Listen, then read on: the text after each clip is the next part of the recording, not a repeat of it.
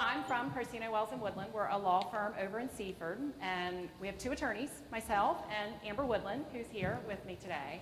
Also with us is Sherry Holder in the back with the camera. She is our new firm manager. She's been with us for about a month. We also have 9 other staff. We have 5 paralegals and 4 support staff. Actually, 2 of our paralegals are what we call virtual assistants, in that they work from home. We ran out of office space, so it's forced us to become a paperless office, and they work and draft documents for us and do other things out of their home offices. Quick history of us. I've been practicing law for about 19 years. Amber's been at it for about 4 years. She and I make a great team. The combination of my experience and her youth and computer skills has really worked well for us. We constantly love to brainstorm and tinker on our business and figure out better ways to do things and better ways to serve our clients. We're both Sussex Countyans, both grew up here. I graduated from Laurel High School. Amber graduated from Seaford. We both live in Seaford now. We both married local guys, and we have children, and we're both very actively involved in the community, serving boards for different civic organizations and nonprofit organizations. Our primary goal with our clients is, as the introduction mentioned, to make our clients feel comfortable and earn their trust. We try really hard to not ever be those stuffy attorneys that talk over their clients' heads. We don't try to impress our clients with how smart we are. We serve all of our clients cookies, and we gave some cookies today. So those of you in the back, we knew that would happen. Make sure you get some cookies. And also, we were passing around a little slip of paper. We have a little giveaway at the end, so make sure that you put your name on a slip of paper. Sherry has those slips, so make sure you give her one. We try to actively listen to our clients. We actually, in our initial consultations, we make a concerted effort to actually put our pen down and really listen to our clients' problems. We understand a lot of our clients are very nervous when they come to us. And so we try really hard to make them feel comfortable. We do have what we consider a boutique practice, where we only practice a very limited number of areas of law. The main focus of our practice in the past has been estate planning, wills, powers of attorney, healthcare directives. We create a lot of trusts in Delaware for part of the estate planning process. In recent time, last several years, we really have been shifting the main focus of our practice to elder law or asset protection planning. And that includes, helping folks shelter their assets in the event that they may someday need long-term care, or in the case where somebody needs long-term care right now. We help folks apply for Medicaid long-term care benefits. We also help apply for VA benefits. I think that's on there. We settle estates. It's often called probate or estate administration, so we do a lot of estate work. And then we do real estate transactions, purchases, both residential and commercial. The last several years, like I mentioned, we have been really growing our practice. That we're now up to 10 employees is pretty amazing. And like I said, we really have been focusing on elder law because several years ago, we recognized that there really weren't attorneys in Sussex County, not really so much even in Kent County, who really focused on that area of law. And we saw the demographics of our area where that was really needed. Federal estate tax now, only extremely wealthy people need sophisticated estate tax planning, but lots of people in our area, given that there aren't a whole lot of billionaires that live in Sussex County. There are some, but more so we see folks who have, they've grown a nice nest egg, and they want to shelter that in case they need long-term care someday. And so we work with families. We do pre-planning, intermediate planning, and then crisis planning. The one takeaway that we always want to make sure people understand is that it is never too late to plan. If you have someone that's in a nursing home paying $9,000 a month, if they have any assets left, chances are that usually about half of those assets can still be sheltered. Okay. So when we saw that need, we did a couple things. We joined a national organization called Elder Council, and we started attending conferences all over the country and really dug in and really learned all, because Medicaid, and it's federal law and state law, so we really dug in, made sure that we were experts in those areas of law. And then we learned the planning strategies. It was funny, we already knew a lot of it, but it gave us the additional confidence that we needed to really focus our practice on that.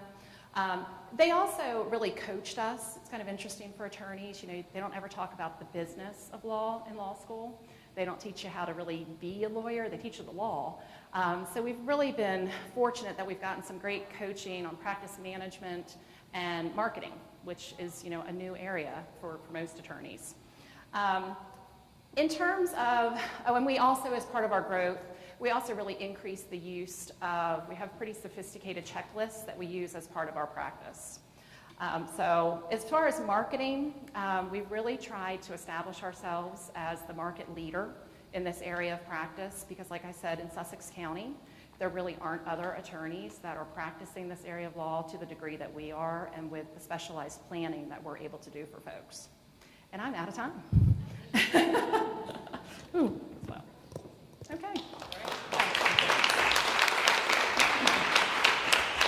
Do you have another slide? We do have more slides. If you have another slide, Just real quickly, I'm sorry. So our branding is something that we've been really working on. We created a logo. We've been doing a lot of print advertising, and Amber will just run through those. So we've really been trying to work on getting the word out that we're here. And then we've just created, what we're very proud of, we've just created what we think is an awesome newsletter that we're going to be sending out to clients and referral sources. It's got some, you know, legal information, but it's also got personal information, and we have a little column that's written by my dog. It's the office perspective, or the perspective from the office from a dog's perspective. So, yeah. So if you want to be on our list, give us your email address, and we'll send it to you. So, thank you. Great. Thanks, Michele. Are there any questions for Michele? Any questions at all for Michele on this? Anyone else? Yes, First ma'am. of all, I want to say congratulations to the two of you. Thank Looks you. like an excellent job Thank you've you. been doing, and I love the fact that you've stayed within your community in which you grew up on the western side of the community of the county. It's much needed, and so I certainly want to congratulate you for that. So, having said that, can you talk about a little bit about the collaborations that you've had within the community over these last years? We're working with maybe chambers or just Rotaries, or what has the association? Yeah, we are both, and let me mention too, before I answer that, I didn't get to it on my list. We actually are planning on opening an office in Lewis, and we're hoping within the next 4 or 5 months. We're in the process. We found a space, so look for that to come. We're very excited about that because there's a huge need for our services on that side of the county. But to answer your question, you know, I mentioned we are both very active in the community because we're working in the community where we grew up, and we have young children, so we obviously have a vested interest in our community. Amber is in Rotary. I'm on the board at Nanticoke Health Services. We both are involved with the SRA Optimist organization, which is a women's professional and business women's group, which the next presentation we'll tell you more about. I've been involved on the board of our local pool. I mean, we both are very, there's a downtown association that we've both been involved with. We're members of the Seaford Chamber. We just, that picture in the middle there, they just had a huge event in Seaford where we served chocolate martinis in our office. So that's us serving up martinis. So we love to volunteer. We love to be involved with the community, and it serves us well for business because we know lots of people, and we really enjoy getting out and talking to groups and letting people see that we're not those stuffy, scary lawyers. Yeah. Awesome. Thank Congratulations. you. Thank you. again. Thanks. One of the questions that I had was, you talked about your brand, but I know you briefly went over it. What went into that? Because I know so many With creating our logo, it was a long process for us. Yeah, it's a long story, so we'll spare you of that. We wanted something that was a little feminine because we're an all-female office. That wasn't intentional. It just kind of has happened that way. We think men are actually scared to apply at our office. We've had a few. So if you know anyone, tell them to apply. But so we wanted it to be a little feminine. We like the W in the center, how it almost makes a heart. It shows, we hope that it conveys some compassion. We wanted it to be a little modern, but yet still professional. So that was it was a long process. It took us, 8 months. Yeah. We hired a professional group, and we went back and forth, and then I actually saw something driving one day.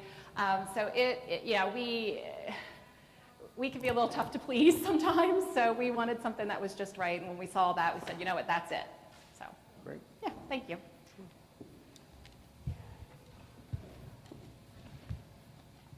I too congratulate you, and I really like your logo too. Thank you. Thank Your you. brand is outstanding. Thank you. And I'm glad to hear that you all developed it personally, rather than the number of consultants that we pay just to Right. have branding done. Yeah, well, we started out with that and it didn't work. We Yeah. had to get involved and then they did fine tune it for us. Thank you. My question revolves around people that are moving into the area from out of state. And often our wills and our documents all pertain to the area that we came from. Is there any advice as far as what should be changed immediately versus what can be left to be changed? What's important is that you have your documents reviewed. You know, in our office, we do 1-hour consultations where we have lots of, every week it seems we have someone coming in exactly with that situation. They've moved here from another area. And so we come in and we look at their documents. What's interesting is for lots of those folks, it's been years since they've touched their documents. And because of the move, that's prompted them, they needed to make changes for a long time anyway. So we find that oftentimes they need to be updated regardless. But occasionally I have clients that come in that have moved here from another state. I look at the documents, I make sure they satisfy all of Delaware's signing formalities. And we go through the provisions, and sometimes we don't make changes at all. So it's just really important to have someone look at them and then determine. Now, I can tell you the Delaware Power of Attorney statute was pretty drastically changed in 2010. So if a person, especially if they're moving here from another state, if they have a document that was created prior to 2010, we pretty much across the board are recommending that those be updated because of the change in the law. Yeah, and the use of revocable, yeah, thanks, Amber. In Delaware is a very trust-friendly state. Trusts don't work as well in all states. So clients moving here from another state may have been advised in that state that they didn't need a trust and that there really weren't any benefits to a trust, where here, trusts really make the estate administration process very easy and inexpensive after someone passes away. Yeah. Who is your target audience and how are you reaching them? Well, it's interesting. That was on my list too, and I didn't get to. We've been well coached, and we have really been trying to work on what clients we actually even take. When I first started practicing, you were thrilled to have a client. Now, especially for me that I've been at it for a while, we really try to focus our marketing on what we call A and B clients. Ones that will appreciate the value of our services. We want to work with people who are actually nice. And so the last few years, we've turned away people, which is a nice position to be in. But we do a lot of marketing to referral sources, to other professionals, other attorneys, lots of financial advisors, CPAs. We have many of the local funeral homes actually refer to us for estate administration. Who have I missed? Healthcare agencies, whether they're home care agencies. We've got great relationships with the case managers at both Nanticoke and BB because they're in the front lines. They see people in crisis. We've got and kind of goes back to your question, we've had a great relationship with Delaware Hospice. Where we've gone and done several speaking engagements with them, which has been really nice. We do a little presentation called Off the Clock, where basically we just show up. We show up and we let the group ask us questions. We sort of tell them in advance, it has to be related to our areas of practice, like don't ask me about your DUI because I have no idea. But we've gone and done those, and Amber and I, we could talk for days about what we do. So sometimes when the group is a little slow to get, we'll just start talking about it, but those have been really fun and really beneficial for our folks. So yes, and we do workshops too, where we send, we do workshops about Medicaid planning, the asset protection planning. So as far as age group, we have lots of clients who are very elderly. We work a lot with the children, the caregiver child of an elderly person. For estate planning, we work the whole, anyone who wants to create, because estate planning for us, that's everything from a very simple will to very sophisticated asset protection planning. So that is really all age groups. Does that answer your question? Okay, great, thank you. Brenda, do you have another question? Are all of your staff female? They are, yes. We're all female. And like I said, that wasn't something that we ever set out to do, but it's actually funny. It's gotten us a lot of attention. So it was never really, and a lot of our clients, they tell us all the time that they really like it. It sort of goes along with us, making our clients feel comfortable and having our office is in a 130-year-old house that I renovated several years ago. So it's a house. It has a nice warm feel. And we want our clients to feel comfortable. We've had so many clients over the years tell us that they went to some other attorney and that attorney just talked over their head. They left there more confused than when they went. And that's, we want to make it, because, we always say we're local girls, who left long enough to go to school and then couldn't wait to come back. And because we live we live where we work, we, really enjoy meeting with our clients. Lastly, would you talk a little bit about your fee schedule? First hour consultation, Yep. free? Yeah, it depends on our area of practice, okay? But for the most part, for estate planning, asset protection planning, we do a 1-hour consultation. We charge $300 for that consultation. We charge for those consultations because we give a lot of advice during those consultations. We actually send out a 3-page questionnaire prior to the consultation so that we have a little information about the client before they come in. And so that allows us to jump right in. So we don't have to spend the first half hour talking about how many kids they have and that kind of thing. So we do the hour consultation, and then generally by the end of that, and we run over, but we try. Usually by the end of the consultation, we pretty much know. Honestly, by looking at that 3-page questionnaire, we often know what the client probably needs. And so at that point, depending on the work that's needed, we do a lot of flat fees, and that, those vary greatly depending on the type of planning. We have very simple, basic estate planning that includes a basic will, power of attorney, and healthcare directive. Or we have packages that include those, plus a revocable trust, plus a Medicaid asset protection trust, plus an IRA inheritance trust. So those packages, obviously, they're priced accordingly. And then with the asset protection work we do too. That we do just plans for folks. They come to us and say, this is my situation, or mom's situation, mom needs long-term care. What are we faced? We do an asset protection plan. They retain us just to do that. Or they might retain us to do that and then implement strategies and then file a Medicaid application and file a VA aid attendance application and hang in there with them until, eligibility is achieved. And so obviously that's a much larger fee. So we always address fees at the end of the initial consultation. Laura? When you open your Lewis location, Yes. what's your strategy to managing both locations, and is it sort of are you looking at it as an opportunity to grow your office staff, or Yes. how will you manage that time? It's a great question. Thank you. We have currently a woman, one of our paralegals. She's our elder law coordinator is her official title. She is going to be moving to that office full time. And then we plan on each having at least 1 day a week in that office. Our firm manager, Sherry, is going to also spend 1 day in that office. And we're really just going to see how it goes. We know that there's a huge need over there, but we're not quite sure how quickly that, we're going to see the results from that. If we have to eventually, we've been trying to resist hiring another attorney.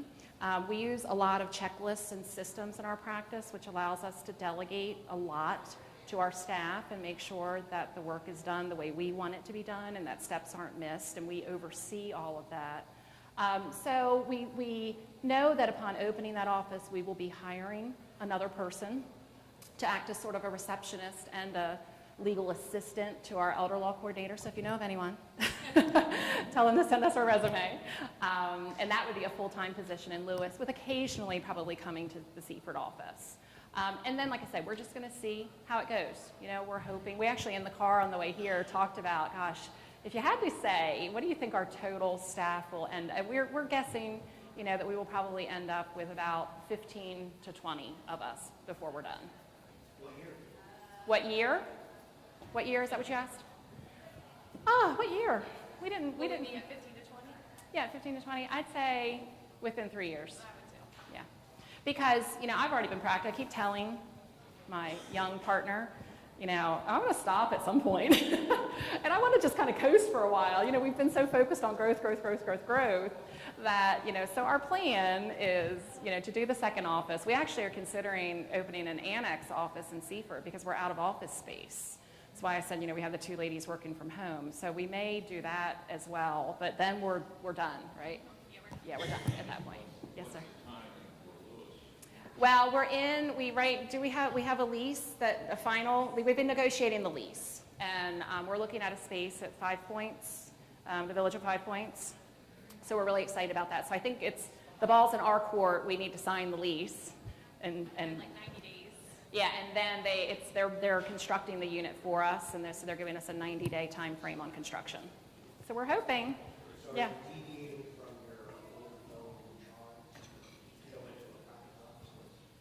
Going into, I'm sorry, I couldn't hear you. Deviating from your old home charm that you're currently in to a practical office space?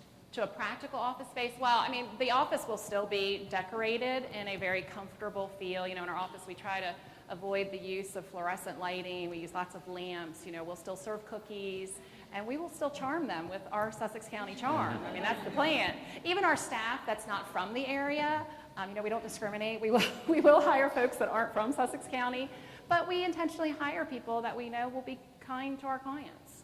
That's really important to us. And for us, it's not an act. I mean, that's just the way we are, because this is, who we are. So it's nice that it works, it works for us. Yeah. What can we do as a community to help and support you? Oh, I'm sorry. Oh.